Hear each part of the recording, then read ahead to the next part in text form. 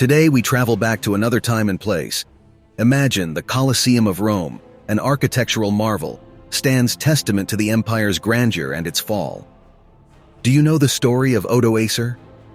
The first king of Italy was not born of Roman blood but a Germanic soldier. Serving under the mighty Roman flag, he was a Theoderic, one of many foreign soldiers once employed by the empire. Before he was known as the man who'd challenged the Roman Empire, Odoacer was but a boy born in the vast landscapes of Germania. The son of Edeco, a chieftain of the Germanic Siri tribe, Odoacer's childhood was a tapestry of tales of valor, pride, and tradition. As a child, Odoacer's nights were filled with stories of legendary battles, of warriors who defied empires, and of the sprawling might of Rome. His father, Edeco, wasn't just a tribal leader, but also a man of vision. He saw the changing tides of the world and recognized the importance of forging alliances. Young Odoacer was trained not just in the arts of war, but in diplomacy and strategy. By his teenage years, he was a skilled horseman, an adept spear-bearer, and more importantly, a keen observer. It wasn't long before Odoacer's prowess caught the attention of Roman scouts. The empire, in its pursuit of expansion and dominance, frequently incorporated foreign warriors into its ranks. Known as Theoderic, these soldiers from various tribes were respected for their combat skills, but were often looked down upon because of their foreign heritage. Odoacer, ambitious and driven, saw an opportunity. Joining the Roman army wasn't just about serving an empire, it was about understanding it.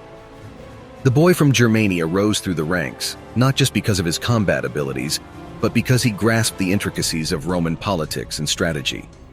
However, every step he took in the shadow of Roman arches, he carried with him the memories of his homeland, the tales of his ancestors, and the dreams of a future where he wasn't just a soldier in an army, but a leader in his own right.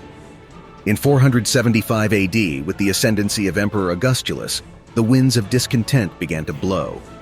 The Theoderic grew restless, feeling marginalized, their worth questioned. It was a pot about to boil over, and Odoacer was the flame beneath it. The Germanic warrior, seizing this tumult, rallied the Theoderic. Rome, a symbol of power for so long, now stood on trembling ground. But Odoacer's ambitions didn't stop at toppling emperors and generals. His eyes were set on a grander prize, the seat of the emperor. When the dust settled, young Romulus Augustus, the last Roman emperor, was deposed. It wasn't the blade that ended the empire, but a pen, as Odoacer wrote to the Senate, declaring himself the ruler of Italy. But Rome wasn't built in a day, nor did it fall in one. For the populace, life went on. Latin flourished, laws were upheld, and the Senate convened. Odoacer, though barbarian in origin, was astute. He understood the nuance of power and governance.